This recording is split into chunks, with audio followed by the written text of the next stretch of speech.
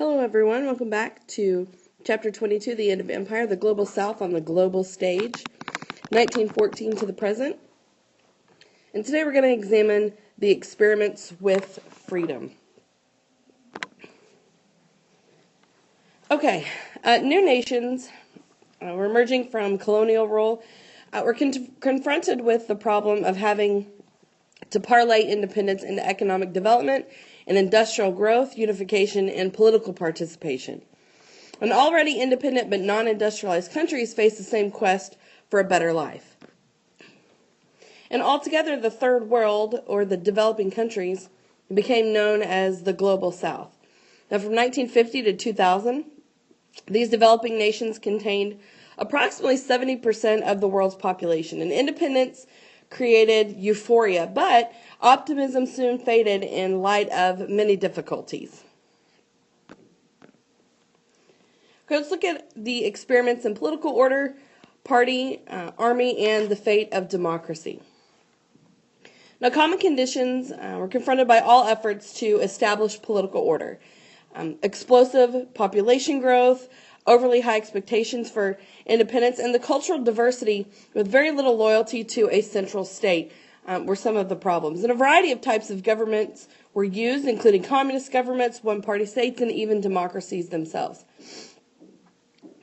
In the 1950s, some European authorities set up democratic institutions in their African colonies.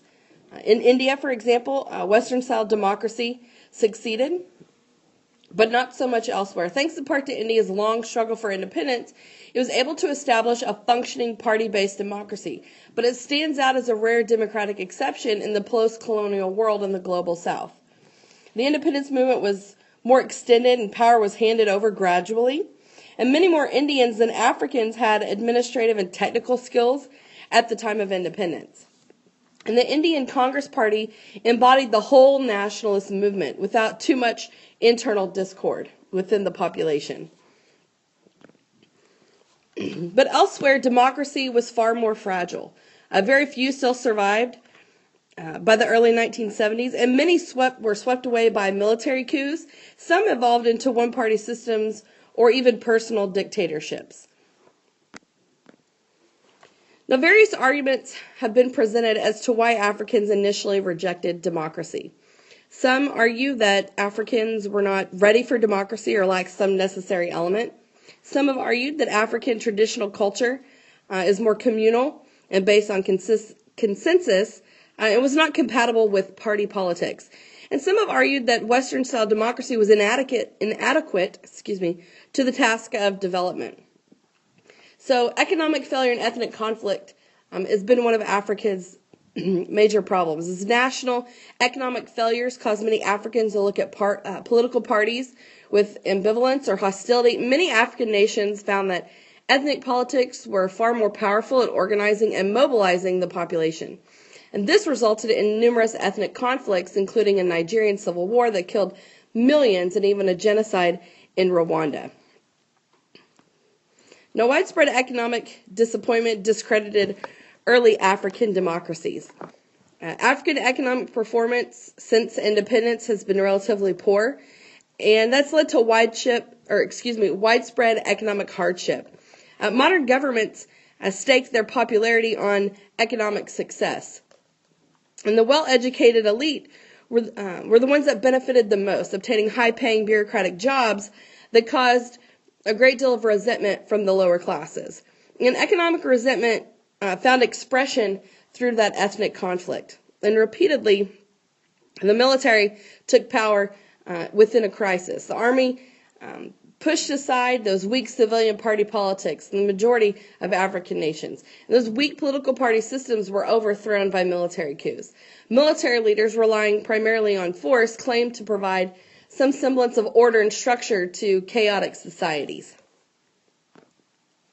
All right, and here is a map that shows different military regimes, dictatorships, or other authoritarian governments, as well as the dates of those regimes. And you can see that is a vast majority of Central and South America. All that was left In South America were Suriname and French Guiana. So you can see, and with the dates, this is the 30s all the way up until the 80s. So this is a 50-year period of authoritarian governments and economic hardships in the Americas. Okay, let's talk about Latin America and how they experienced several military coups. So military forces had a long history of intervention in Latin America. Demographic, economic, and social tensions challenged the privileges of the rich and the powerful. And the left-wing insurrections countered by military coups were even backed by the elites as well as the United States. Chile, for example, elected a Marxist leader in 1970, but then fell to a military coup. So the leftist politics and military coups in Latin America, most of this was within the post-war economic growth in Latin America. There were rising left-wing political and organized labor movements. And as these groups threatened both domestic and foreign, primarily American property owners, military coups overthrew leftist administrations or even union leaders in dirty wars. Allende, the CIA, and even Pinochet in Chile. The overthrow and murder of Chile's Marxist president Salvador Allende in a CIA-sponsored military coup in September of 1973. And the institution of almost 2 decades of brutal military rule by General Pinochet serves as one of the great examples of the collision between domestic right-wing groups and the American establishment. And those transitions to democracy from the 1980s on are very important. Yet as the Cold War ended, there was a transition to democracy across the world. Importantly, democracy came to be viewed as a universal value and not just a Western imposition.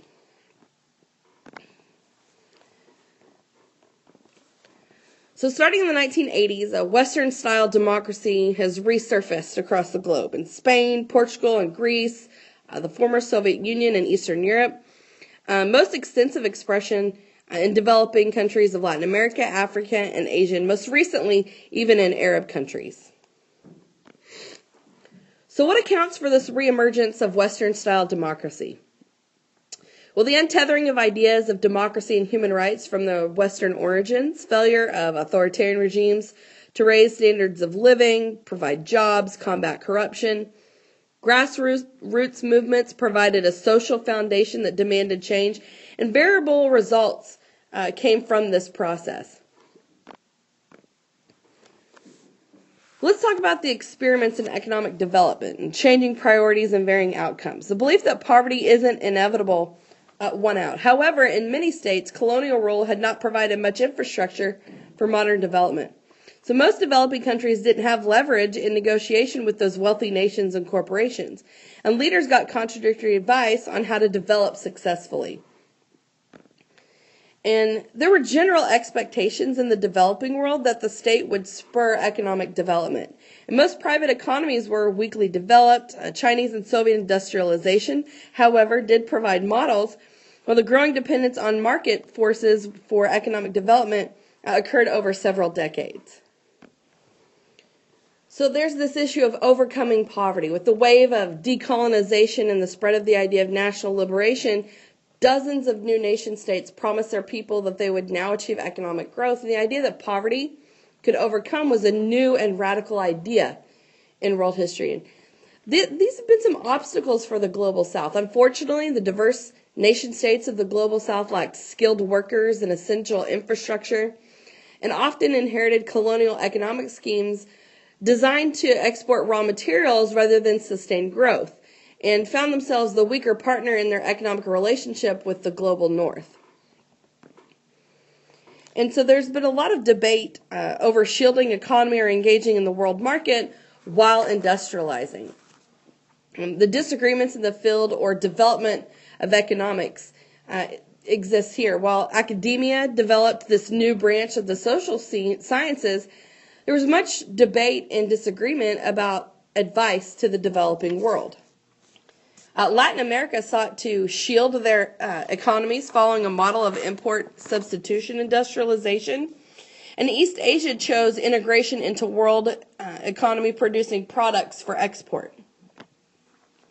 So that leads us to the urban and rural development that has been an important issue. In some areas, the urban bias has been partly corrected, and women's access to employment, education, and birth control provided incentives to limit family size. But the debate over whether foreign aid, investment, and trade that debate has been there. Is this good or is this bad? And the degree of economic development has varied widely by region. East Asia has been the most successful. In the 1990s, India opened itself more fully to the world market, and Brazil, now approximately the 8th largest economy in the world. Turkey and Indonesia are in the top 20. And most of Africa, much of the Arab world, and parts of Asia didn't catch up, and standards of living often declined. And no general agreement has been established about why such great variations developed. So here we see the role of the state. Through much of the global south, the people and politicians looked to the state to direct and manage the economy. Thus, key sectors of the economy were nationalized. Only during the 1980s was there a turn away from state-run industries in favor of privatization. And that's led to participation in the world market. Another subject of great debate was the relationship to the world market.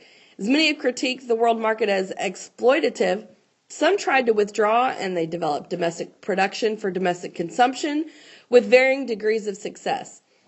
Other states, such as Singapore and South Korea, industrialized the production of exports. By the 1990s, there was a general shift towards export-based economies. This has been a very uneven results for the global south.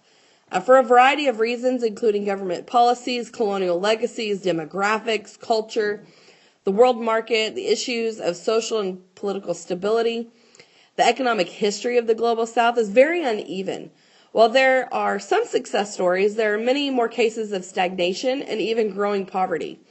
Africa, for example, offers a bleak picture, all the more so when compared to the impressive growth of many Asian economies. So now let's talk about the experiments with culture and the role of Islam in Turkey and Iran. The relationship between Western-style modernity and tradition has been an issue across the developing world. Let's talk about the case of Islam. Turkey and Iran approach the issue of how Islam and modernity should relate to each other very differently. For example, Turkey emerged in the wake of World War I, led by Mustafa Kemal Ataturk. And a major cultural revolution took place in the 1920s and 1930s. And he led a great effort to create a thoroughly modern Western society. Much of the Islamic underpinning of society was abolished or put under firm government control. Men were ordered not to wear the fez. Many elite women gave up the veil. Women gained legal rights. Polygamy was abolished, and women got the vote in the 1930s. So we see these cultures of tradition and cultures of modernity. While modernity is most directly associated with economic and political developments, it has clear links to cultural changes. Those who uphold traditional values often came to see modernity as a threat to their identity, morals, and the way they wanted to order their society. Thus, culture became a contested battleground between the forces of tradition and the forces of modernity. In Muslim communities such as Turkey and Iran, serious debates about Islam's role in society were central to their experience in the 20th century. Going back to Mustafa Kemal Ataturk, he was modern, secular, a nationalist, and after their defeat in World War I and the collapse of the Ottoman Empire, this nationalist officer became the leader of the Turkish state and pursued an active and energetic policy of modernization based upon secular lines, which means non-religious. His policies were explicitly westernizing. But the politics of Islam and dress and gender have come in play. As Ataturk wanted a Western secular society, he sought to remove Islam from politics and public life. He encouraged men to wear European clothing with a brimmed hat, which made prayer more difficult. Women to abandon their veils and other conservative coverings in favor of feminine Western dress. Islamic women's attire was banned from public buildings and state universities, and his nationalism was apparent in his efforts to abandon the Arabic script. take borrowed words out of the Arabic language and have the call to prayer in Turkish as opposed to the traditional Arabic. And his reforms met a lot of opposition, and many were overturned in the decades after his rule, but his goal of a secular state remains central in contemporary Turkey. Okay, let's talk about Iran. And this became the center of Islamic revival in the 1970s. Because there was growing opposition to Shah Mohammad Reza Pahlavi's modernizing, secularizing, U.S.-supported government. Many of the Shah's reforms offended traditional Islamic practices, and the mosque became the main center of opposition to the government. So the Shah was forced to abdicate in 1979, and Khomeini assumed control of the state. So Shah Mohammad Reza Pahlavi's secular modernization didn't last long. In Iran, the Shah pursued similar policies that seemed successful. However, in addition to the cultural policies provoking a traditionalist reaction, his economic policies hurt certain key sectors such as merchants, and his regime was very repressive, and a broad coalition of opposition grew within Iran. And that led to Ayatollah Ruhollah Khomeini's Islamic Republic. He's a Shia cleric that became one of the central symbols of the opposition to the Shah. And he returned from exile in time to see the ailing Shah's regime completely crumble. And that cultural revolution based on the Islamization of public life happened here in Iran. Sharia law replaced secular law codes. Women were required to wear the hijab. Segregation occurred while in public. And there were also restrictive marriage laws. Women found greater educational opportunities, and they did retain the right to vote. And Iran sought to export its revolution to other parts of the Islamic world. And the revolution continues, but opposition amongst some in Iran still exists. And the country continues to pursue economic modernity. And so we see this cultural revolution in favor of tradition in Iran. In the subsequent revolution, Khomeini established an Islamic republic that gave the vote to women, as I mentioned, but also engaged in a radical cultural revolution in favor of Shia traditions. Remember, that's Islamic law, based on their religion and their beliefs, and including women wearing that hijab. And I thought this was a very interesting picture showing you, for example, different countries and the percentage that believe women should wear the hijab. Well, here's the hijab, for example. The almirah, the chador, niqab, and the burqa. So, for example, in Saudi Arabia, 11% believe that women should wear the burqa, 63% believe the niqab, 8% believe that women should wear the chador, 10% the almirah. So, for example, you could see, these are obviously very different. And you could see in the populations in some of these Arab countries, there are different beliefs on how women should dress. For example, with the veil. I thought this was pretty interesting. And what is really interesting is none. Nearly half the people of Lebanon believe that women shouldn't even have to wear one at all. And 32% in Turkey. You see the influence of Mustafa Kemal Ataturk's policies even back from the 1920s and 30s.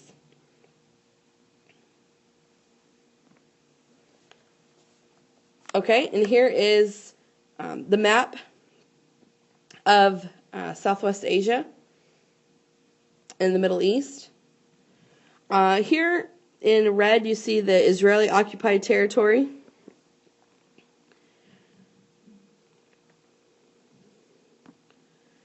And there, for example, is Kemal Ataturk at his daughter's wedding. And you can see this is a very westernized style of dress and imagery here. So, as I just said, it's Mustafa Kemal Ataturk dancing with his adopted daughter, and this is her wedding back in 1929. And visible in the background are the elegantly dressed wedding guests watching them dance. And most of the women's hair is even short, and the dress is in slightly above the ankle, which is very different from most Islamic countries even today. And this was back in the 1920s. So what made this scene unusual? Well, a wedding like this would have been a fairly normal affair in wealthy circles in Europe or even the United States, but in Islamic Turkey, this marked a radical departure from the traditionalist patterns that had prevailed within the Ottoman Empire until World War I. And it was Ataturk's lead in the modernization of the new post-Ottoman nation of Turkey that made weddings like this and dress like this possible. So in a way, then Ataturk not only led in this dance, but he also led the cultural trend that allowed for these types of weddings to happen, and within this fashion. And Ataturk's embrace of Western culture and economic development transformed Turkey in the 1920s. And this wedding took place in 1921. How do you think modernism fared in the region in the years following this wedding?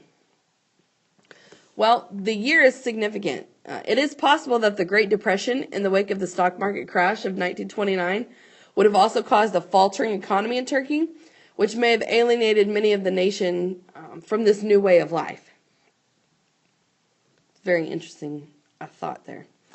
And that sums up section 3, Experiments with Freedom. I will see you guys again for chapter 24, or I'm sorry, not 24. Chapter 23, Capitalism and Culture, a New Phase of Global Interaction. And we'll start that chapter with the transformation of the world economy. Thank you guys again, and I will see you next time.